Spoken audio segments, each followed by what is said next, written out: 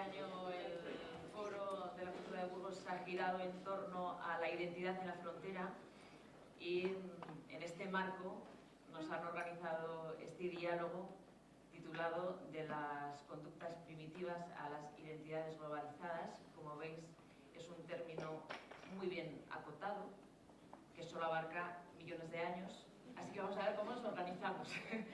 Sí es cierto que si algo no ha cambiado a lo largo de millones de años es esa sed que tiene el ser humano de que le cuenten buenas historias, así que hoy estamos enhorabuena porque nos acompañan dos grandísimos contadores de historias. Decía Arzuaga, es ella la que tiene que estar en primer lugar porque es la novedad en Burgos, así que voy a empezar presentando a Julia Navarro. Yo he venido a escuchar. Ella ha dicho, no, he venido a escuchar a ti. Bueno, habéis visto así mientras estábamos empezando cómo no paran de charlar. Yo he sido testigo hace un rato de una historia de admiración entre ambos, así que yo creo que vamos a pasar un rato extraordinario. Estaremos durante 45 minutos, si os parece, dialogando y luego daremos paso a algunas preguntas si es que tenéis alguna pregunta para hacer a nuestros invitados. Decía que estamos ante dos grandísimos contadores de historias. Julia Navarro es una de las escritoras en español con más lectores en el mundo. Desde que publicó en 2004 su primera novela, La Hermandad de la Sábana Santa, ha vendido más de 5 millones de libros. Es una cifra que la verdad que se nos escapa, más de 5 millones de libros. Acaba de publicar su sexta novela, Historia de un canalla, donde cuenta la historia de Thomas Spencer, un ejecutivo de una agencia de comunicación. Y Navarro, en sus obras, a través de sus personajes, disecciona la mente del ser humano, la contextualiza, la vincula con su entorno sociológico, emocional y sentimental. Y en este caso ha explorado a un ser humano que es un canalla, pero nos pone también al lector frente al espejo a través del personaje. Y si Navarro disecciona la mente del ser humano a través de sus personajes, Juan Luis Arzuaga, eminencia científica internacional, hizo para nosotros lo siguiente. Encontró una cueva y fue en busca del hombre de las cavernas. Se arrastró por túneles oscurísimos, encontró a ese hombre de las cavernas, lo sacó, lo desempolvó, nos lo presentó y nos puso ante nosotros hace millones de años. Es un privilegio estar aquí esta mañana con ellos dos. Estamos de enhorabuena por tener aquí al responsable del Museo de la Evolución Humana que está en Burgos y la Fundación Atapuerca. Y bueno, vamos a ver qué da de sí este diálogo entre estos dos grandísimos contadores, como digo, de historias. El título es complejo, ¿no? O sea, de las conductas primitivas a la identidad globalizada. Pero si os parece, podemos establecer el hombre actual, o sea, hablamos del hombre actual y luego vemos a dónde nos lleva, cómo vamos organizando esos hilos que nos pueden vincular con el hombre de las cavernas. Comenzamos con una pregunta que hacíamos antes cuando hemos tenido ese encuentro con la prensa. ¿Os parece que Internet es un invento que está a la altura de la rueda o del fuego? Arzuaga primero y después Julia, por favor. Pues sí, sin duda, sí, tiene ese nivel. Yo todavía me acuerdo de cuando empezó, claro, nosotros nos acordamos, igual tú también, ¿no? Sí. De cuando empezó Internet y yo me recuerdo a mí mismo explicando a mi departamento en la universidad, que había ante la incredulidad de los demás profesores, que había una cosa que se llamaba Internet y que uno podía conectar su ordenador a esa red y entonces comunicarse y que además no nos iba a costar nada. Eso era lo más difícil de explicar, que no nos iba a costar dinero, que nos iba a salir gratis. Bueno, entonces, luego al final cuesta, ¿eh? Sí, pero sí. No lo sé, sí, cuesta, pero conectarse a una red pública, en este caso, la gente pensaba que el conectarse con alguien pues iba a ser una cosa muy cara. No se creían en el departamento, no se creían que eso fuera a salir gratis, al departamento le sale gratis, que lo pagase la universidad, la conexión, en fin. Y les parecía un invento pues poco menos que increíble. Y recuerdo que la conversación terminó en una reunión de departamento diciéndome, bueno, pero entonces luego tú te haces responsable de lo que suceda, ¿no? O una cosa así. Pues yo era como el heraldo, el profeta de Internet. Esto no lo cuento como mérito mío, sino que no hace tanto esto era algo que parecía increíble, ¿no? Y impensable, digamos, y ahora se acepta con total naturalidad. Esto siempre me recuerda a mí una frase de uno de los gurús o el mayor gurú de la ciencia ficción, que se llamó Arthur C. Clarke, el de 2001, el del espacio. Él mismo físico, científico y novelista y escritor, que tenía una frase que a mí me parece exacta. Él decía: cualquier tecnología suficientemente desarrollada es indistinguible de la magia. Literalmente, ¿no? Le das al ordenador y sale tu hijo que está en Nueva York por la pantalla. A mí lo que me fascina es que todo aquello que el hombre imagina, al final es capaz de convertirse en realidad. Eso es una de las cosas que más me parece apasionante en la historia de la evolución, que todo aquello que hemos ido imaginando, pues al final lo hemos hecho. Entonces me parece absolutamente fascinante hasta dónde todavía vamos a llegar. Antes, cuando hablaba con mis colegas, con mis compañeros de la prensa, les decía que en los últimos 20, 30 años han cambiado todos los paradigmas de nuestra sociedad precisamente por las nuevas tecnologías de la comunicación. Y claro, eso no solamente ha cambiado la sociedad somos nosotros, nos ha cambiado a nosotros como individuos. Entonces yo creo que estamos viviendo en una sociedad hipercomunicada, lo cual tiene ventajas indudables. Juan Luis puede hablar con su hijo en Nueva York, yo puedo hablar con el mío en Londres o con un amigo o con quien sea. Y luego tiene también sus inconvenientes, y es la cantidad de ruido que a veces también recibimos a través de la red. Y de cosas, es decir, separar el grano de la paja a veces es también complicado. A mí me abruma mucho ese ansia que tiene todo el mundo de contar, de estoy en el bar de la esquina, me estoy tomando un pincho con una caña. Bueno, a mí me es absolutamente indiferente que un amigo mío se esté tomando, me alegro por él, pero no hace falta que me lo cuente. Entonces estamos comunicando la nada las 24 horas del día. Sí, es un tema que me gustaría abordar con vosotros, es el tema de la intimidad, de la identidad y de la intimidad. Es cierto que nosotros somos esa generación bisagra, testigos de haber nacido en un mundo analógico y digitalizado. Nuestros hijos ya van a nacer, ya están naciendo en un mundo digitalizado, no van a saber lo que era un mundo sin internet, pero nosotros sí. Vienen con un microchip de serie, ¿eh? No, aprenden, sí, el móvil lo cogen con toda naturalidad, obviamente, igual que nosotros nacimos con lavadora, con teléfono y con televisión. Pero sí que es verdad que ha cambiado, entre los paradigmas que ha cambiado es el de la intimidad. Antes uno tenía un concepto de intimidad como esa esfera reservada solo a la gente que tenía relaciones íntimas con nosotros. Los que nacen en un mundo digital eso lo tienen un poco desvirtuado. No encuentran ningún problema en compartir fotos, experiencias personales, no con el de al lado, porque el de al lado, o el que está enfrente, o el que está en Nueva York, o el que está en Londres, supone también con el mundo entero. ¿Creéis que este cambio con la intimidad va a afectar a la forma de relacionarnos socialmente? O sea, ¿habéis reflexionado sobre ese cambio, reservas antes que solamente tenían que ver con nosotros mismos y ahora se hacen públicas? Bueno, cuanto más pequeña es una comunidad, mayor es el nivel de información que tenemos todos sobre todos. Eso es evidente. No sé si con Internet tenemos menos intimidad que en una comunidad pequeña de un pueblo más o menos pequeño o mediano, donde todo el mundo sabe lo que hace todo el mundo. O sea que venimos de un pasado de muy poca intimidad, no tan lejano. Solamente en las grandes ciudades, en los últimos siglos, se ha podido alcanzar esa intimidad, ese anonimato, pero precisamente por el tamaño de la comunidad. Es decir, al vivir en una comunidad muy grande, hemos dejado de sentirnos observados. La gente se iba a las grandes ciudades para ser más libre, ¿eh?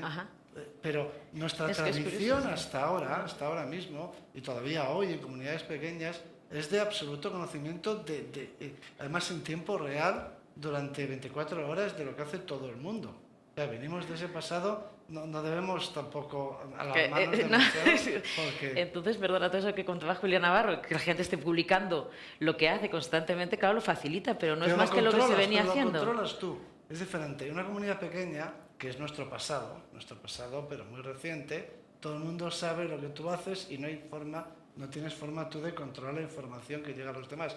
Al menos en Internet sí, porque no, tampoco, Juan Luis. Bueno, otros pueden hablar de ti. Claro. Otros pueden contar de ti. Sí, sí, no, claro, eso abre una situación nueva. Yo tengo la sensación de que pierdes un poco las riendas de tu propia vida, porque pasas a ser también de los demás. Esa exposición, esa sobreexposición hace que al final tú ya ni siquiera puedas controlar ni manejar la información que quieres que los demás tengan de ti. Sí, claro, bueno, hay más posibilidades de llegar a más gente, de hacer llegar a más gente información sobre tus movimientos, ¿no? Bueno, fijaos cómo ha cambiado, por ejemplo, en el mundo de la comunicación. Eso que decimos. Antes, el emisor y el receptor tenían el medio soltaba el mensaje al receptor y nunca tenía su feedback, era rarísimo. O sea, televisión, periódico o radio lanzaban sus mensajes y la única posibilidad que tenían de vuelta o de tantear qué pensaba el receptor, pues las cartas del director que publicaban y que elegía el propio periódico, las llamadas a radio que se hacían en algunos programas. Ahora ese telón de cristal ha desaparecido. Ahora es completamente una interrelación que no rebota. Con eso no contaban los medios. O sea, los medios no contaban con que de repente en Twitter se montara una campaña que supusiera la dimisión de un ministro, o que una empresa, una gran compañía como el Corte Inglés o IKEA tuvieran que retirar una campaña porque de pronto los receptores por millones le daban un mensaje que antes no existía. Vale, pero eso hay una parte positiva, que es verdad que esa nueva forma de las personas de poder participar en la cosa pública está bien cuando tú dices, bueno, pues hay un ministro absolutamente impresentable en el que es un clamor popular que se tiene que ir y muchos, o la opinión de muchos, consiguen que el presidente de turno lo cese, lo dimita o lo mande de vacaciones. Pero también hay partes negativas. ¿Cuáles son las negativas? Es decir, a mí me parece que también a través de la red tú puedes organizar campañas que a veces no son inocentes. A veces no es el ministro metepatas que logras que muchos, bueno, por la opinión de mucha gente, logre que deje de ser ministro. A veces se acaba con, bueno, la fama, la dignidad de las personas a través de campañas absolutamente que son falsas, que son mentirosas, que nadie comprueba nada, se mete en la red cualquier rumor y se convierte inmediatamente en categoría de cierto simplemente porque circula por la red. Es decir, yo creo que las nuevas tecnologías son fantásticas porque nos permiten comunicarnos y tener una información a tiempo real de lo que sucede en cualquier momento, pero también yo creo que deberíamos también de sopesar esa parte oscura, esa parte negativa. A mí me asombra cómo a través de la red se puede destrozar a una persona, y no hablo ni siquiera de personas conocidas. Es decir, esos críos que de repente terminan tirándose por una ventana porque sus amigos del colegio han colgado unas fotos más íntimas. Es decir, a mí todo eso me preocupa. Es que, pero hay que tener en cuenta que la tecnología no modifica, no cambia nada. Simplemente amplía o magnifica o cambia la dimensión de las cosas. Quiero decir, la tecnología todavía no ha hecho por el ser humano nada que el ser humano no fuera ya capaz de hacer de forma natural.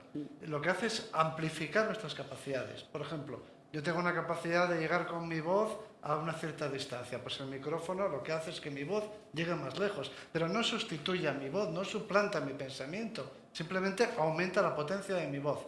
Yo tengo capacidad de ver hasta cierta distancia. Bueno, pues a través de una cámara en otro lugar puedo ver más lejos, o con unos prismáticos puedo ver hasta más lejos. Pero los prismáticos no sustituyen a mi retina, simplemente amplían mis capacidades. Yo tengo la capacidad de comunicarme hacia una distancia, pero con un teléfono puedo comunicarme con otro lado del mundo. Mis capacidades de movilidad andando son limitadas, pero con un medio de locomoción, con una bicicleta simplemente, pues puedo extender esas capacidades. En las comunidades pequeñas hay rumores, hay difamación, hay calumnia. Lo que pasa es que la aldea global pues aumenta la dimensión del fenómeno. Pero me parece interesante acotar que todavía la tecnología, una máquina de calcular, incluso un ordenador cuando hace sus cálculos matemáticos con un algoritmo, lo que está haciendo es a más velocidad el algoritmo que el ser humano ha diseñado. Es decir, las máquinas hasta ahora, hasta el día de hoy, hasta que haya inteligencia artificial en su día, eso sí será un cambio. Hasta el momento no hacen nada que el ser humano no sea capaz de hacer. Simplemente potencian nuestras capacidades, nada más que eso. Todos los fenómenos que se dan a escala muy amplia ahora, gracias a la tecnología de Internet, se daban a una escala más pequeña antes. Es preocupante el cambio de dimensión, por supuesto. Sí. Simplemente quiero decir que... Sí, probablemente estemos... Yo hago de abogado del diablo. Sí, sí, pero es verdad, tiene razón Julia, en que es un tema preocupante porque estamos adaptándonos al cambio. ¿Cuánto tiempo tardó el ser humano en adaptarse al fuego? Cuéntanos cómo fue eso. No, El fuego por fue una ejemplo, nueva tecnología, ¿no? Para ellos. Un atleta griego ganaba una prueba en las Olimpiadas. Le ponía una corona de laurel, iba a su pueblo, si a lo mejor era de, yo no sé, supongamos que era de Esparta o era de donde fuera, ¿no? De una ciudad o de Pérgamo. Volvía a su pueblo donde se le hacía un homenaje. Y ya está. Y eso lo conocían pues, en el mundo griego, más o menos, una serie de personas. Hoy en día es una figura mundial porque sus proezas deportivas se retransmiten a miles. O sea, ha aumentado la dimensión de las Olimpiadas. Y se Allí se amplifica. juntaban en el mundo griego, se juntaban unos pocos miles, en el mundo romano unos cuantos miles más. El mayor estadio que se ha construido deportivo nunca en la historia sigue siendo el circo romano, el hipódromo. Sigue siendo el mayor estadio de la historia. ¿Con capacidad para cuántas personas? Pues muchos mil, quizás hasta 200.000 personas que veían. No había televisión, entonces no trascendía, no traspasaba las fronteras, pero estaba toda Roma allí para ver el acontecimiento. Es decir, ahora esa prueba deportiva, esa carrera de cuadrigas llamada Fórmula 1, pues a lo mejor a donde yo quiero ir a parar es no a que esto no sea peligroso, sino que al final volvemos al ser humano y a las preguntas esenciales del ser humano. Efectivamente, ahora la carrera de coches la ven miles de millones de personas, incluso cientos de millones. Antes las carreras de caballos o de cuadrigas las veían solo cientos de miles. En la Grecia clásica unos pocos miles. Pero el ser humano, el espectador, en cierto modo es el mismo, Es el ¿no? mismo. Delante de un televisor. O sea, que las dos cosas Sí, son verdad. pero Quiero yo decir digo, por que tu son las experiencia dos como caras. paleontrólogo, ¿cuánto tarda el ser humano en adaptarse a un cambio así radical, donde se modifican todas las que no estructuras? se adapta. Decía lo del fuego, lo de la rueda. De ninguna forma. Es que no. nuestra naturaleza no cambia en absoluto. Ah. O sea, que es que eso es lo que pasa, que no cambia. Que yo quiero hablar con mi hijo. Pero perdón que haga o sea, cuando nace el fuego, perdón que insista, pero me parece una metáfora muy llamativa en lo que estamos haciendo, alguien diría, una Julia Navarro de aquella época diría, es que, claro, la parte mala es que te quemas. No, pero alguien, hay una cara B, te quemas y lo tocas. No, vamos a ver, yo creo que el ser humano se repite y que somos iguales a nosotros mismos desde el principio de los tiempos y que al final en nosotros anidan las grandes pasiones, el odio, el amor, la generosidad, la ira. Es decir, el ser humano nos vamos repitiendo. Pero es verdad que las nuevas tecnologías de repente nos descolocan. A mí me parece apasionante estar asistiendo a toda esta revolución tecnológica en el que yo estoy con la boca abierta continuamente, porque leo un periódico y veo que hay un investigador que dice que dentro de poco te meterán un microchip y irá directamente a un tumor, le pondrá la cantidad exacta de medicina que necesita, con lo cual no habrá efectos secundarios. Es decir, a mí todo esto me parece apasionante y pienso que, es decir, que hay que apostar, evidentemente, no ya por el futuro, sino por lo que ya es presente. Sí me preocupa el efecto que tiene en nosotros, en esta aldea global, que el mundo tan pequeñito en el que lo hemos convertido, ¿no?, a través de las nuevas tecnologías de comunicación, el efecto que está teniendo esa pérdida tan absoluta de intimidad. Porque antes la gente, seguramente en esos pueblos pequeños, hombre, la gente chismorreaba, pero tú procurabas que no supieran lo que no querías que supieran, aunque al final siempre había alguien que metía la cabeza por la ventana y se enteraba de lo que no querías. a mí ahora lo que me sorprende es cómo hemos cambiado de que somos nosotros los que exhibimos absolutamente todos. Vivimos en una exhibición permanente. Y eso me parece que, no sé, que nos hace una sociedad quizá como mucho, no solamente exhibicionista, como mucho más banal, ¿no? Esa necesidad no ya de opinar sobre cosas importantes, sino de comunicar continuamente cosas que no tienen el más mínimo interés. Yo, por ejemplo, no tengo Twitter. Yo no tengo Twitter porque yo realmente no creo que cada 10 minutos tenga que estar opinando, y además no tengo opinión sobre todas las cosas que pasan. Es decir, me costaría un esfuerzo tener que estar opinando que ahora nieva, que ahora no sé qué, que Menganito ha dicho no sé cuántos. Es decir, viviría absolutamente angustiada y, bueno, pues paso de tener esa angustia. Ya bastante angustias tiene uno en la vida. Entonces, esa sobreexposición, los efectos negativos de la sobreexposición es lo que me preocupa. Por ejemplo, en el tema de la violencia de género, hay muchos señores que una vez que terminan una relación con una mujer, pues para fastidiarla, de repente cuelgan en la red escenas de la intimidad de ambos que realmente pues no benefician a la otra persona. Es decir, bueno, a mí esa es la parte que me preocupa. Ahora, que haya alguien que sea capaz de inventar un microchip que vaya directamente al tumor, que yo pueda darle a un botoncito y hablar con una amiga que esté en Australia, me parece absolutamente maravilloso. Ese empeño que tenemos en exhibirnos continuamente, todo lo que hacemos, todos tenemos una opinión de todo, pero es que yo vivo abrumada porque es que todo el mundo opina absolutamente de todo. Yo no es que no tengo opiniones sobre tantas cosas. Juan Luis, sonríes cuando habla Julia. Pero hablábamos también, en relación a lo que acaba de mencionar ella, acerca de la globalización. Es curioso cómo la consecuencia más directa de la globalización es encontrar una especie de igualdad en todo, ¿no? Decoramos las casas igual, las tribus indígenas beben Coca-Cola y los móviles que tenemos son iguales en Oriente y en Occidente. Eso es lo que me parece lo más interesante de todo. ¿Cómo nos hacemos diferentes dentro de esto? Pues no lo sé, ahí cabe una utopía y una distopía. Eso es lo que está por decidirse. Quiero decir, con respecto a los peligros o problemas, ventajas y inconvenientes de la red, yo sinceramente pienso que son los mismos de las sociedades tradicionales analógicas, como se dice ahora, solo que aumentar en otra dimensión más amplia, pero sí, Juan Luis, cuando tú que has estudiado tanto la antigüedad, hombre, en la época de Filipo, uno con una espadita pues podía matar a 20, a 30. Ahora con la bomba atómica pues puedes destruir. Luego, claro, es un cambio de dimensión, pero es que la dimensión,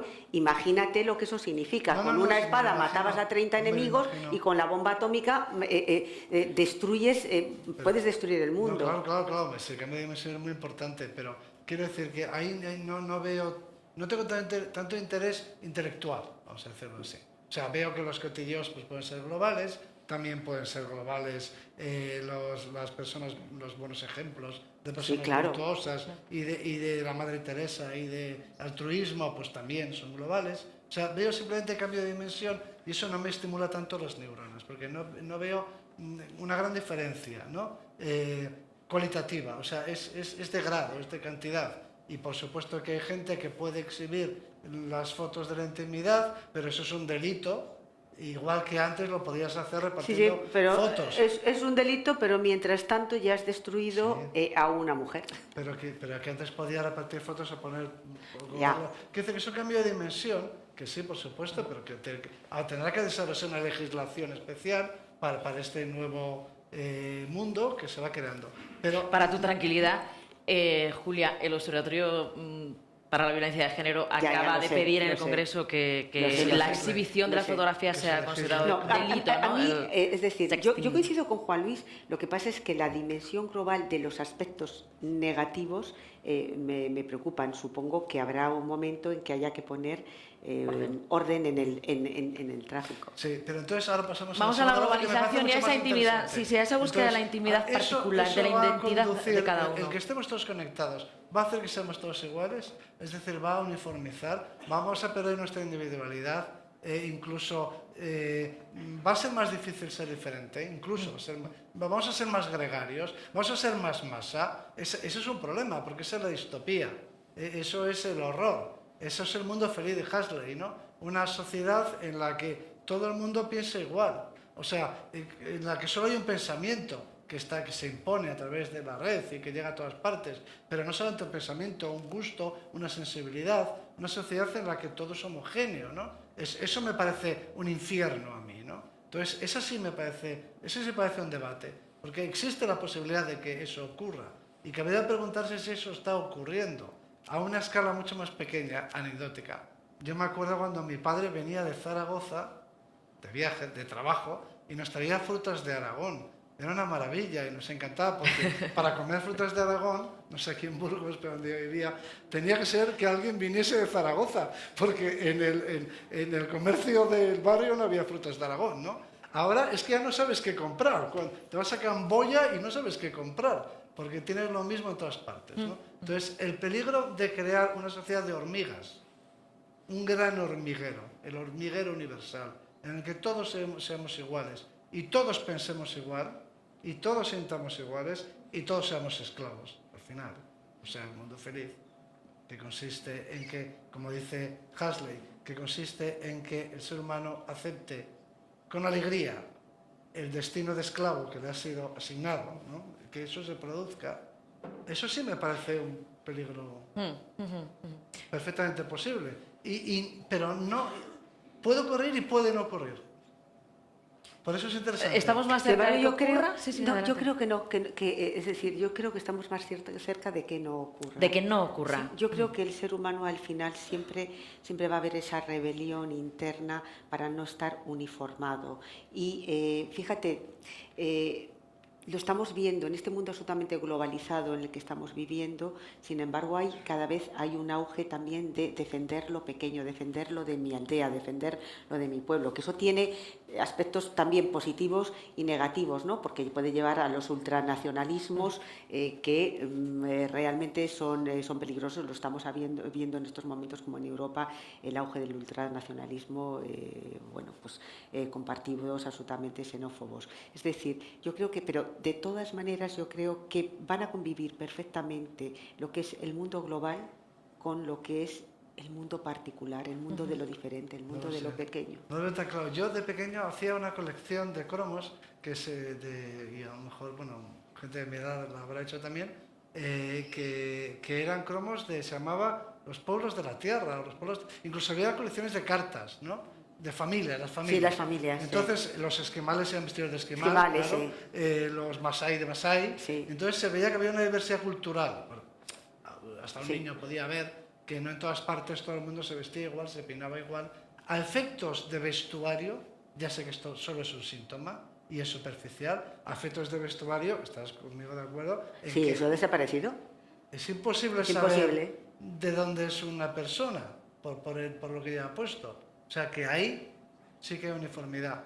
Lo de fuera implica que también lo de dentro sea igual. Si vemos las mismas películas, las mismas series de televisión, en todas partes, pues cabe pensar que igual. Hombre, a lo mejor también pensamos quizá igual. Hoy en día es muchísimo más fácil con las nuevas herramientas de comunicación manipular a la opinión pública y uniformarla. Es más fácil. Pero yo creo que dentro del ser humano hay un aliento que hace que nos defendamos como individuos de esa uniformidad. Cuando va más allá,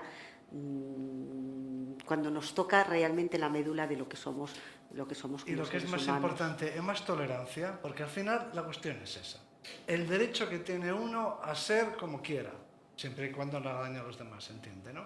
Es decir, con este sistema que todos estamos conectados y todos nos vestimos igual y todos pensamos lo mismo, al final somos más libres en el sentido de que las personas pueden ser más ellas mismas. Es decir, es más fácil ser raro ahora que antes. Bueno, la clave es cómo lo eres. Porque ¿no? el derecho a ser raro, ¿Cómo eres raro? hay contracorriente, hay diferente de los demás. Eso solo es posible en una sociedad tolerante, que acepta al distinto, al diferente.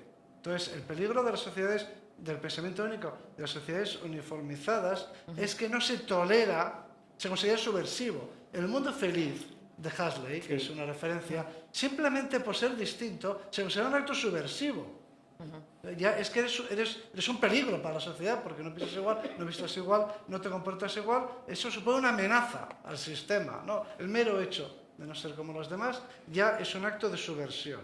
Entonces, ¿en qué dirección vamos? Pero fíjate que... ¿O cómo podemos intervenir para ir en la que queremos? Pero aunque nos vistamos exactamente igual, llevemos el mismo móvil, bebamos el mismo agua mineral, sin embargo hay una reacción desgraciadamente contra el que es el diferente. Aquel que tiene una cultura, unas costumbres distintas, una religión distinta, una manera de ver la vida distinta, inmediatamente hay esos brotes xenófobos contra el que es diferente, aunque el que sea diferente lleve la misma chaqueta que tú.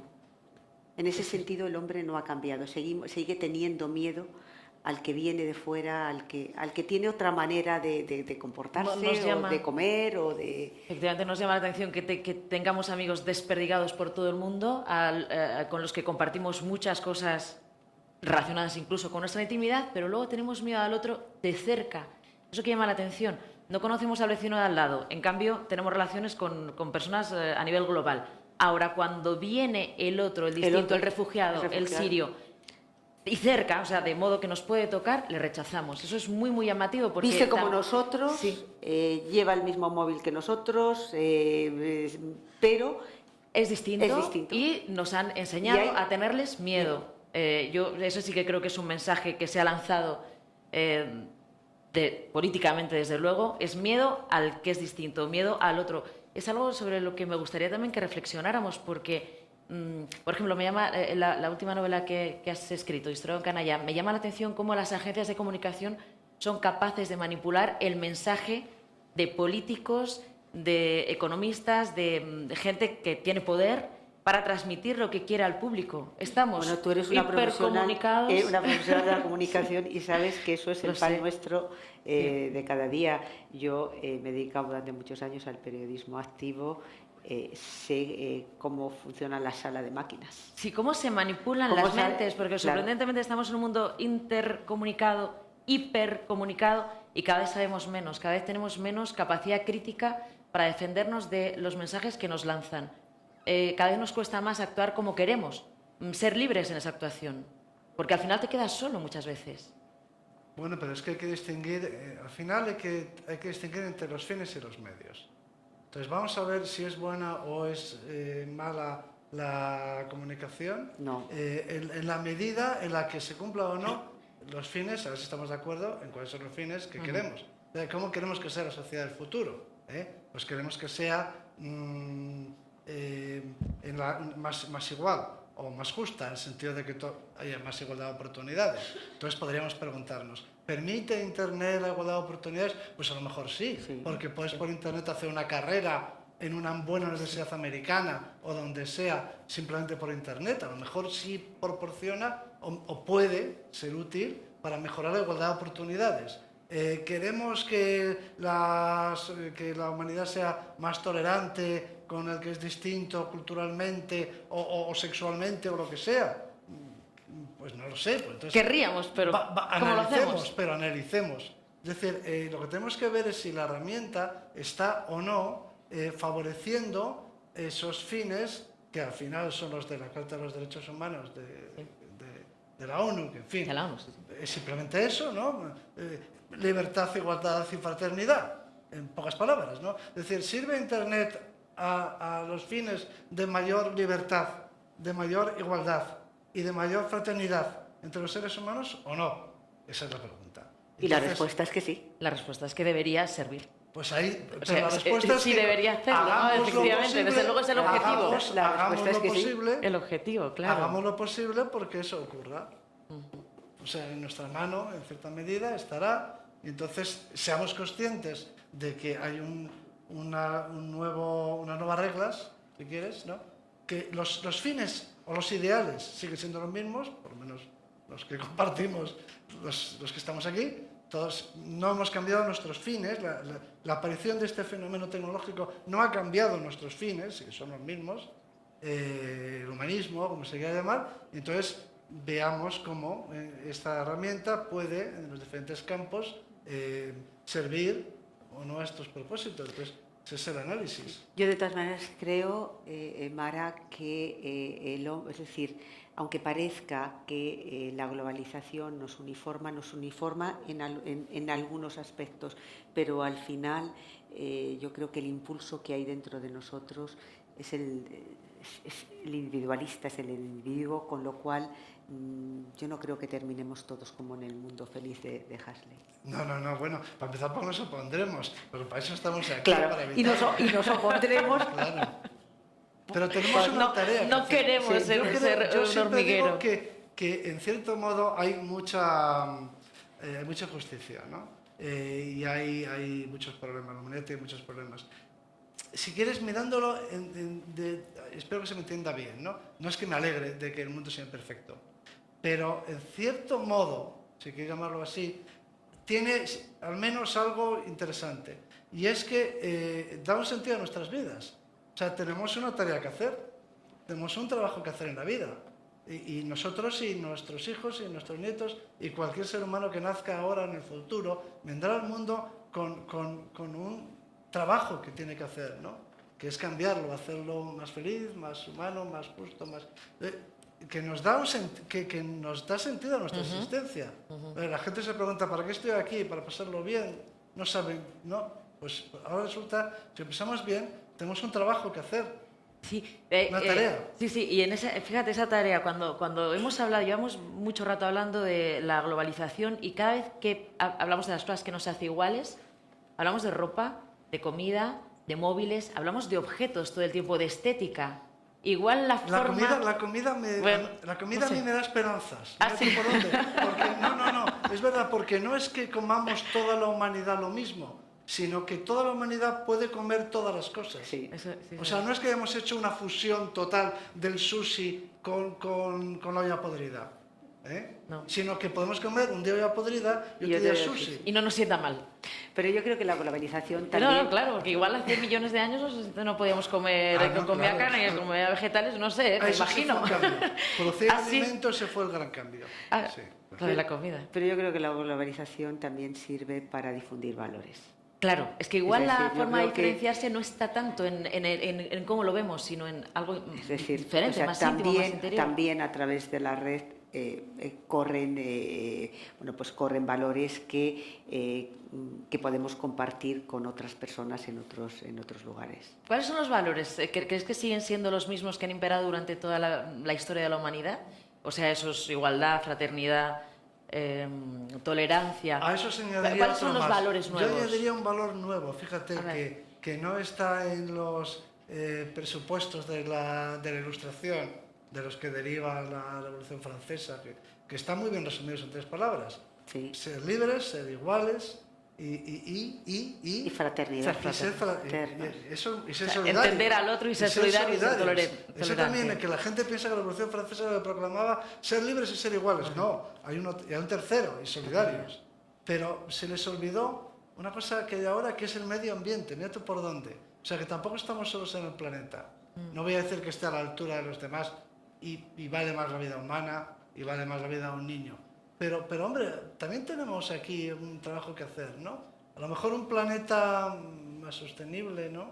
Más rico. También es otra de nuestras tareas pendientes, en las que todos podemos participar. Y, por ejemplo, en Internet Sí. hay mucha información medioambiental. Sí, y yo creo que además cada vez eso sí que es un sentimiento global de la necesidad de... Que es ancestral, por otro lado. De la necesidad de cuidar este planeta que es en el que vivimos. Es decir, en ese sentido yo creo que eso sí que se ha convertido en un objetivo global.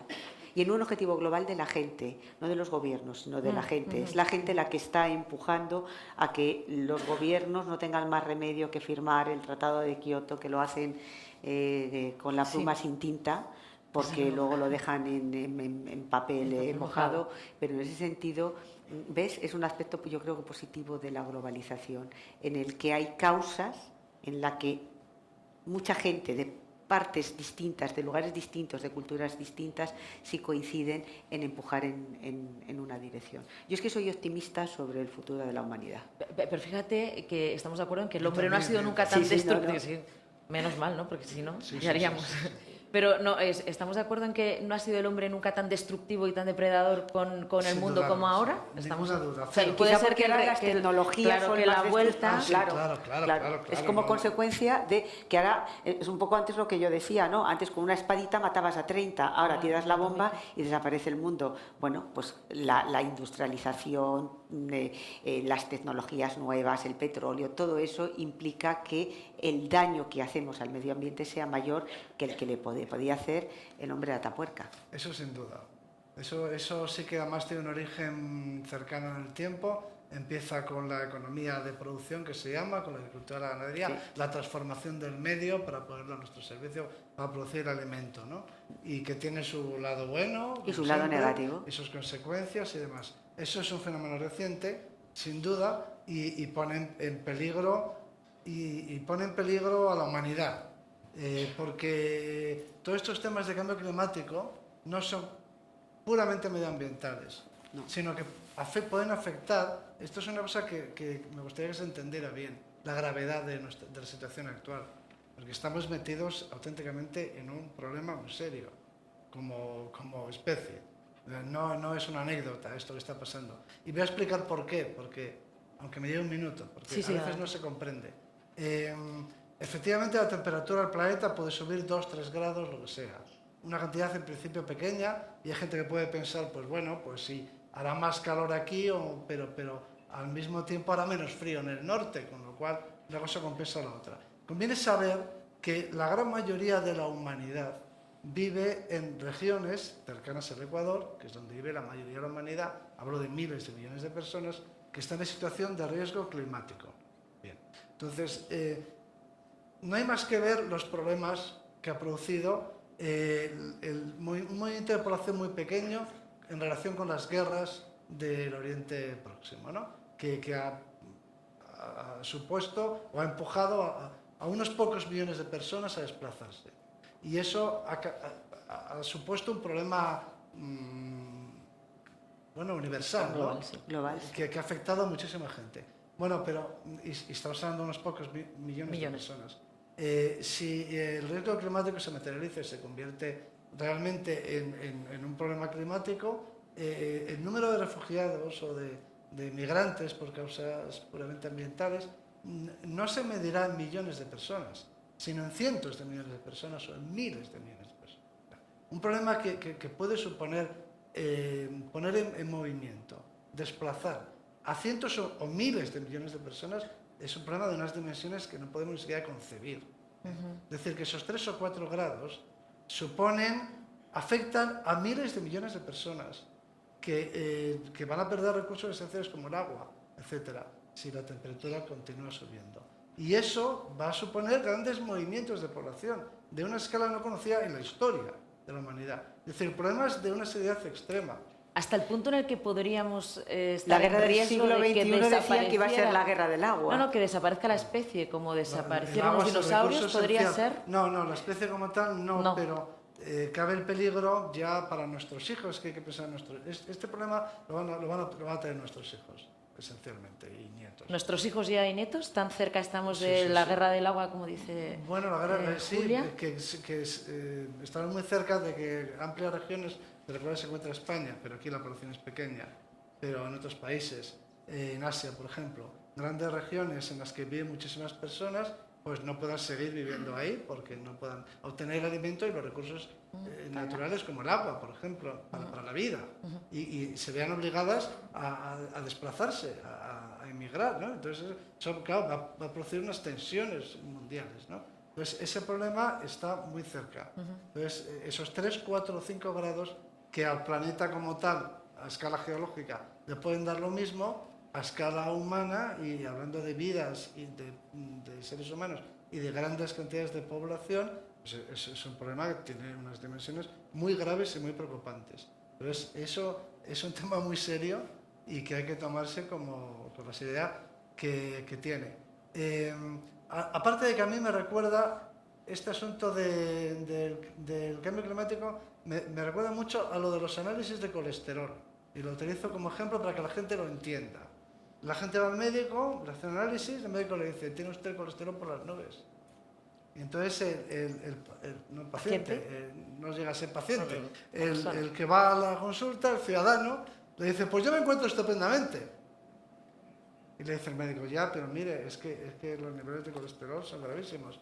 Y el ciudadano dice, pues yo me encuentro fenomenal y pienso seguir comiendo. El médico supongo que le diría, pues haga usted lo que quiera, pero va a tener un derrame cerebral o va a tener un infarto en cuestión de meses, ¿no? Entonces, se llama la enfermedad indolora, porque no duele, el colesterol no duele, ¿eh? pero es grave. Entonces, con esto del cambio climático me da la sensación de que pasa algo así, ¿no? La gente dice, bueno, pero si no pasa nada. Pero claro, están los médicos que dicen, no pasa nada, pero en estos niveles cualquier día va a pasar algo.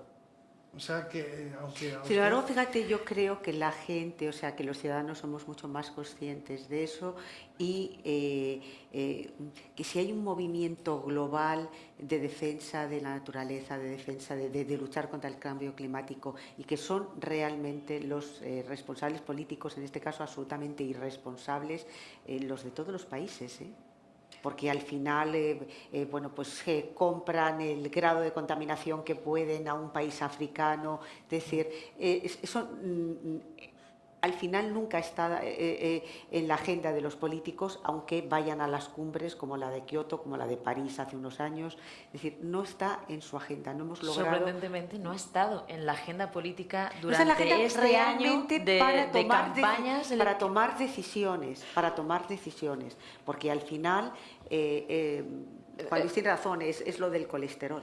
Sí, pero es verdad, a mí me ha sorprendido que no haya estado en la agenda política de nuestros políticos pero durante no un año entero de campaña decir, política. En Estados Unidos, desde de luego, ese tema no se habla, o sea, los candidatos... Asombroso, ¿no os habéis dado cuenta cómo se ha arrancado? Pero sin embargo, sí es una preocupación que yo sí veo que va aumentando entre amplios sectores de la población en todas las partes. Sí, de hecho hemos arrancado hablando de la conducta primitiva y vamos primero estableciendo diálogos sobre algunas cosas que han terminado estableciendo un nuevo valor al margen de los tres que han imperado durante la historia de la humanidad en el último siglo. Y ese nuevo valor es el medio ambiente, una preocupación por el medio ambiente.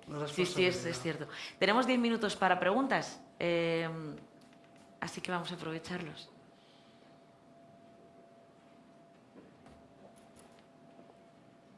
Sí, buenos días. Buenos días. Me gustaría un poco centrarnos, que nos centráramos en cómo se preserva el relato de la pequeña historia, de lo particular, en el mundo globalizado. En mi opinión, cada vez es más necesaria esa recuperación o ese deseo de que no se pierda lo particular, ¿verdad? ¿Y eso cómo se hace? Desde el punto de vista personal, desde los ayuntamientos, desde la universidad, desde colectivos de estudios etnográficos. Es una pregunta un poco que mezcla muchas cosas, ¿no? Creo que estamos todos de acuerdo en que en el mundo globalizado se hace muy necesario, quizá también por un componente emocional, de añoranza, de recuperar cosas de, como decimos en Asturias, de nuestros vuelos. Es decir, la identidad particular, si se está preservando, si es general esa necesidad de preservarla, o si nos estamos yendo también por territorios de uniformización, como en la música, en el cine, en el modo de vestir. ¿Cómo se hace?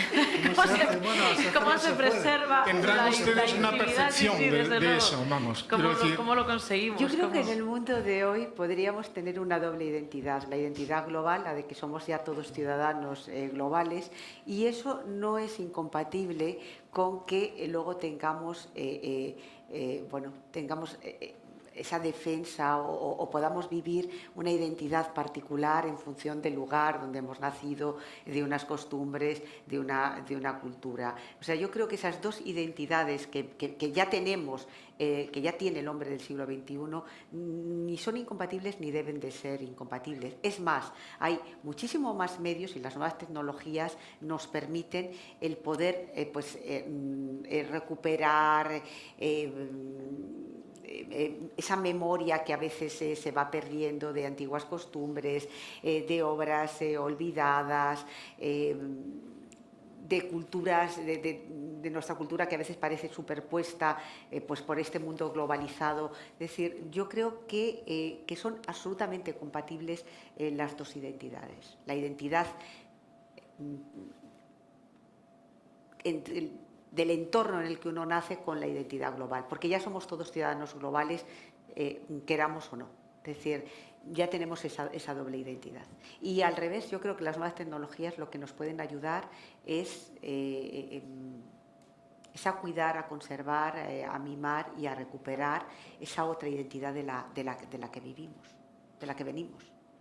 Este autor que he citado antes, Arthur Clarke, decía que un autor de ciencia ficción, la función de la ciencia ficción es funcionar como lo que se llama en defensa un sistema temprano de alerta. Es decir, ver venir los problemas a mucha distancia, ¿eh? Y ya está. Y señalarlos, ¿no? Los problemas, los peligros. Y verlos con tiempo. Entonces yo creo que eso es un poco, en eso consiste la reflexión. No en decir cómo van a ser las cosas, porque no lo vamos a decidir los que llamamos la atención sobre algo, pero sí, si tenemos alguna capacidad de ver enemigos o peligros potenciales más que enemigos antes que otros, pues merece la pena. Yo creo que el mensaje fundamental de Internet, o sea, si se pudiese resumir en una sola palabra cuál es el mensaje, la señal básica de Internet, yo lo expresaría así. La señal esencial es compra. Compra, ese es el mensaje esencial. Compra. Es decir, vivimos en una sociedad de consumo en la que todo está orientado a que compres. Compra algo, algún tipo de producto, pero ese es el mensaje, compra. Está al servicio del sistema de consumo, que es el sistema de economía global, ¿no? Está basado en el consumismo. Entonces, bueno, también eso es preocupante porque también tiene su impacto en el medio y sobre todo en la sociedad, vamos. Si el mensaje esencial, si lo que te llegan son estímulos para comprar, consumo, ¿no? sí.